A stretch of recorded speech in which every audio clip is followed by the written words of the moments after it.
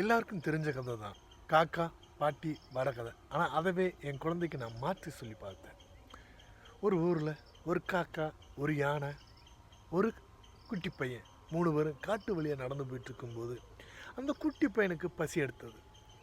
அப்போது காக்கா சொன்னது, இந்த காட்டுக்குள்ளே ஒரு பாட்டி அம்மா வடை சுட்டுக்கிட்டு இருக்காங்க, நம்ம அவங்ககிட்ட வடை கேட்டு சாப்பிடலாம் அப்படின்ட்டு அந்த காக்கா சொல்லும்.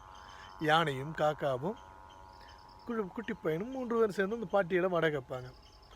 வடையும் வாங்கி 3 பேரும் சாப்பிட்டு, பாட்டி எங்களிடம் காசு இல்லை பாட்டி அப்படி என்று சொல்லுவாங்க. பாட்டி, அதனால் ஒன்றும் இல்லை, எனக்கு ஒரு உதவி செய்யுங்க.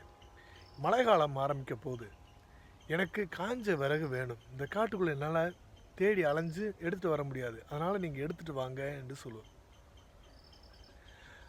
காக்கா பறந்து போய் காஞ்ச மரத்தை பார்த்துரும். குட்டி பையனும் யானையும் போய் மரத்தை ஒடிச்சு எடுத்துக்கிட்டு பாட்டிகிட்ட வந்து கொடுத்துருவாங்க.